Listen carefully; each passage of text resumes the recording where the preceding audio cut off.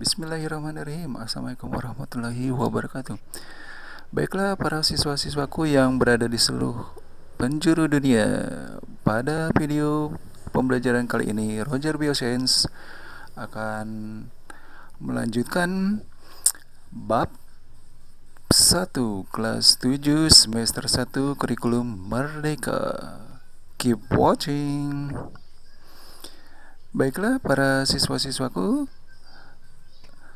pada video kali ini kita akan melanjutkan videonya ya, yang berjudul pelaporan hasil percobaan.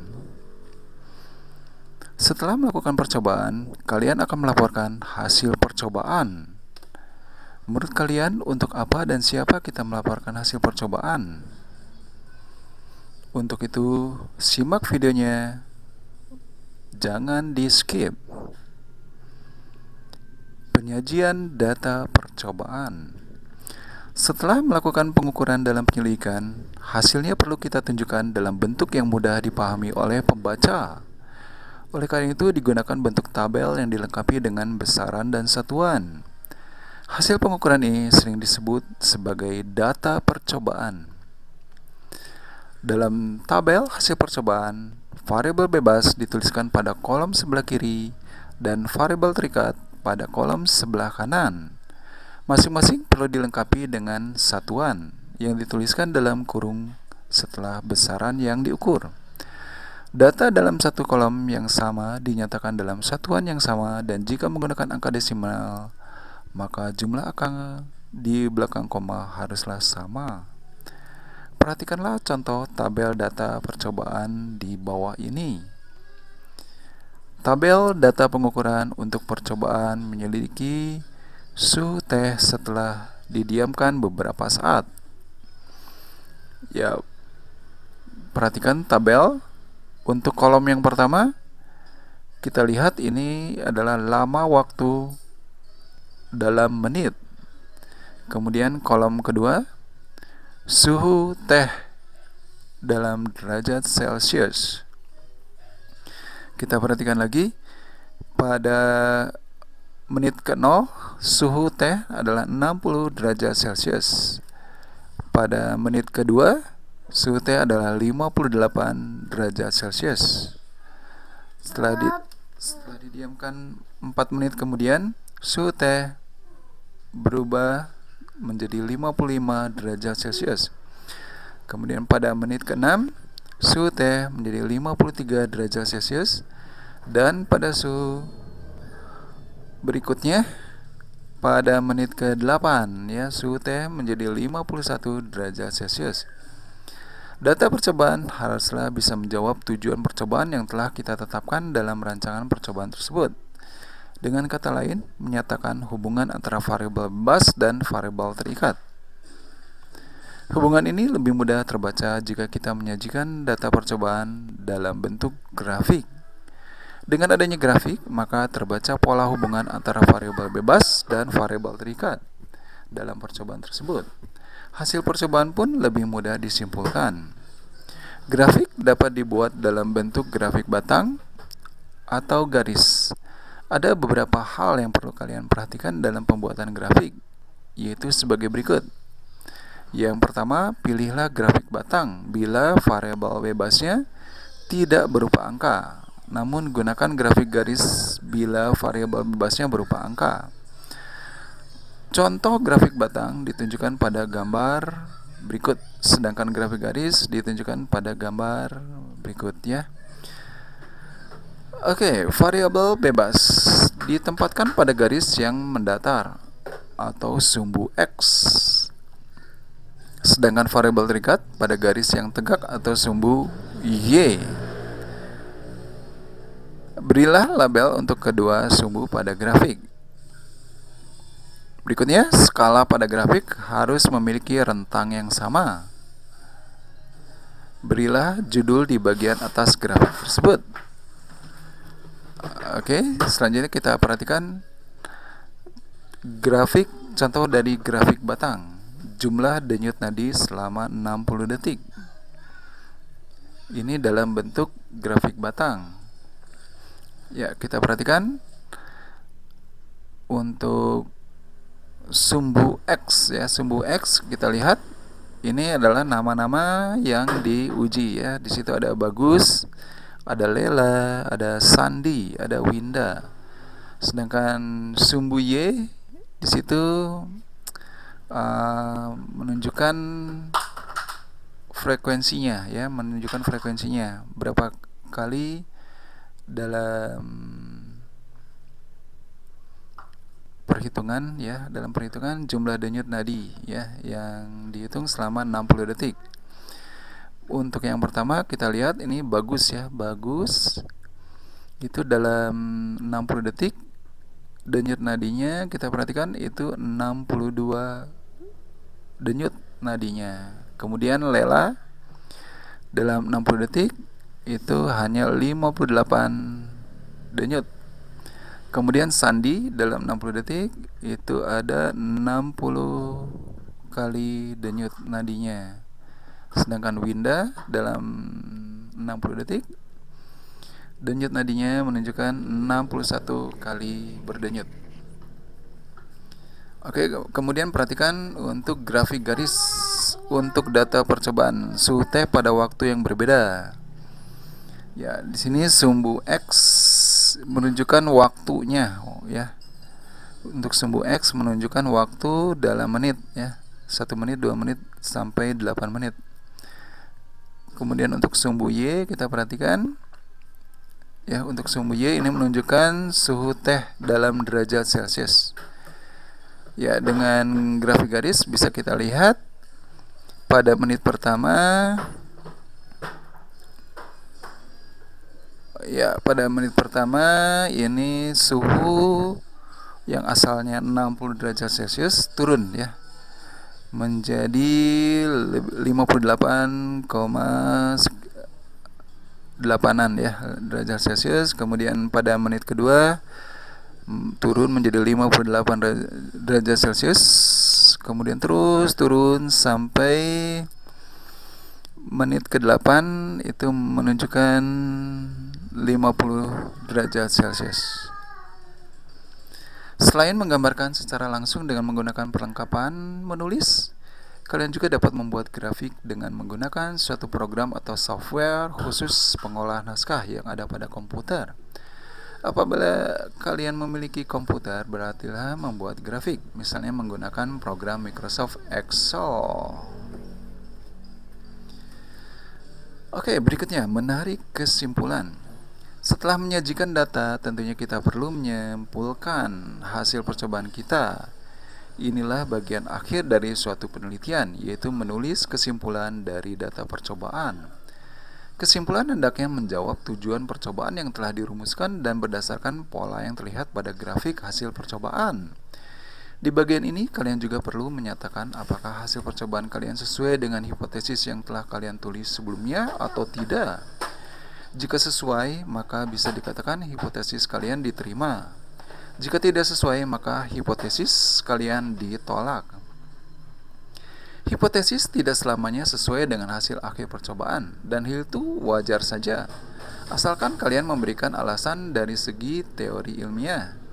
Teori ini bisa diambil dari buku-buku, websites, ensiklopedia, dan sumber-sumber lain yang terpercaya. Jangan lupa untuk menulis referensi untuk sumber-sumber yang kalian gunakan. Contoh kesimpulan bagi grafik pada gambar 1.21 adalah sebagai berikut. Dari grafik hasil percobaan menunjukkan bahwa suhu teh mengalami penurunan setelah dibiarkan beberapa saat.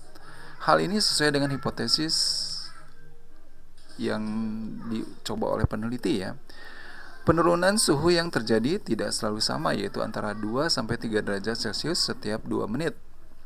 Perbedaan suhu sebesar 2 derajat Celcius terjadi antara menit ke-0 ke menit kedua, menit ke-4 ke menit ke-6, dan menit ke-6 ke menit ke-8.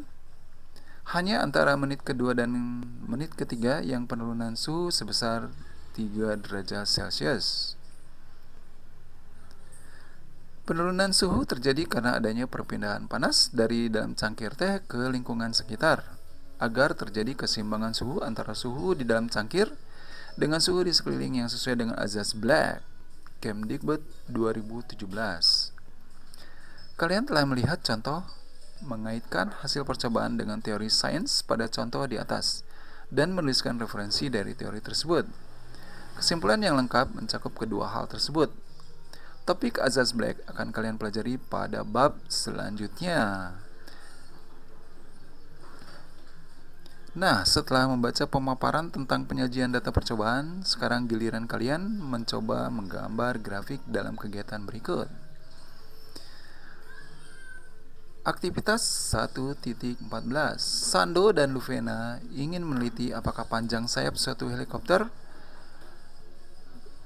Di sini helikopternya helikopter kertas ya, mempengaruhi lama waktu bertahan di udara. Setelah melakukan percobaan, mereka memperoleh hasil sebagai berikut. Tabel 1.8 perbandingan panjang sayap dan lamanya helikopter melayang di udara. Panjang sayap helikopter kertas berdasarkan tabel bisa kita lihat ya. Oke, ketika panjangnya 4 meter, lamanya helikopter melayang di udara adalah 3 detik. Kemudian kalau 6 meter panjang sayapnya, melayang di udaranya 4 detik. Kemudian ketika panjang sayap helikopternya adalah 8 meter, lamanya helikopter melayang di udara adalah 5 detik. Kemudian kalau 10 meter, berdasarkan tabel ini kita bisa melihat lamanya helikopter melayang di udara adalah 6 detik. Oke, kita lanjutkan. Apakah jenis grafik yang paling cocok untuk data di atas? Grafik batang atau grafik garis? Berikan alasannya. Oke ya, kalian boleh mencobanya. Kemudian buatlah grafik secara lengkap dari tabel data percobaan di atas. Apakah kesimpulan dari grafik di atas? Oke, berikutnya. Melaporkan hasil percobaan secara lengkap. Suatu penelitian perlu dilaporkan secara lengkap agar percobaannya tersebut dapat diulangi oleh peneliti sains lainnya. Laporan ini terdiri atas rancangan dan hasil percobaan. Bagian-bagian dari suatu laporan percobaan adalah sebagai berikut. Ya, yang pertama, tujuan percobaan. Dapat dituliskan dalam bentuk pernyataan atau pertanyaan, misalnya menyelidiki pengaruh variabel bebas ya terhadap variabel terikat, atau bagaimana pengaruh variabel bebas terhadap variabel terikat. Kemudian yang kedua, hipotesis. Suatu perkiraan hasil percobaan berdasarkan variabel bebas dan terikat, disertai dengan alasan secara saintifik atau ilmiah. Oke, yang ketiga, variabel terdiri atas variabel bebas, terikat, dan kontrol secara terperinci. Variabel bebas, faktor atau hal yang kalian uji. Kemudian variabel terikat, faktor yang kalian ukur sebagai akibat dari perubahan variabel bebas. Variabel kontrol, faktor-faktor lain minimal 3 yang harus dipertahankan sama supaya eksperimen hanya menguji satu variabel saja. Oke, kemudian pelaporan harus ada bagian berikutnya ya, alat dan bahan. Daftar alat dan bahan yang akan digunakan dalam percobaan disertai dengan jumlah alat atau bahan dan ukuran alat yang diperlukan. Selanjutnya, yang harus ada di dalam pelaporan itu adalah prosedur. Beberapa hal yang harus diperhatikan dalam tahapan prosedur adalah sebagai berikut. Yang pertama, tuliskan langkah-langkah percobaan secara berurutan. Kemudian yang kedua, sebutkan apa data yang akan diukur atau diamati dan bagaimana kalian akan mengukur atau mengamati faktor tersebut. Percobaan harus diulangi minimal sebanyak 3 kali apabila memungkinkan. Yang ketiga, jelaskan bagaimana kalian mempertahankan setiap faktor dalam variabel kontrol supaya percobaan kalian fair. Oke, berikutnya untuk pelaporan ya. Itu harus ada pengumpulan dan pengolahan data percobaan. Beberapa hal yang perlu diperhatikan dalam pengumpulan dan pengolahan data percobaan adalah sebagai berikut. Yang pertama, catatlah data percobaan dalam bentuk tabel dengan variabel bebas pada kolom sebelah kiri dan variabel terikat pada kolom bagian kanan. Tulis pula judul dan satuan pengukuran. Semua data dalam satu kolom dicatat dalam jumlah angka desimal yang sama. Hitunglah nilai rata-rata dari datanya. Yang kedua, dari tabel hasil percobaan di atas, buatlah grafik yang sesuai. Biasanya variabel bebas diplot pada sumbu X dan variabel terikat pada sumbu Y grafik. Berikutnya, lengkapilah dengan komponen-komponen grafik seperti judul grafik dan label untuk sumbu X dan Y serta satuan masing-masing. Oke, terakhir kesimpulan. Beberapa hal yang harus diperhatikan dalam kesimpulan adalah sebagai berikut. Berdasarkan grafik yang telah kalian buat, nyatakanlah hubungan antara variabel bebas dan variabel terikat dalam percobaan kalian dengan didukung oleh data-data percobaan. Bandingkanlah kesimpulan kalian dengan teori sains yang telah kalian pelajari. Teori ini bisa diperoleh dari buku, ensiklopedia, situs internet, atau sumber-sumber lain yang terpercaya. Sebagai calon ilmuwan cilik, inilah aktivitas penentuan apakah kalian berhasil atau tidak, yaitu membuat laporan penyelidikan seperti pada aktivitas yang telah kalian lakukan sebelumnya. Oke, untuk sementara video pembelajaran dari Roger Bioscience untuk sementara dicukupkan sampai di sini dulu. Kita lanjutkan video Roger Bioscience di bab-bab selanjutnya. Tunggu tanggal mainnya. Oke, sampai jumpa. Wabillahi taufiq walhidayah. Wassalamualaikum warahmatullahi wabarakatuh.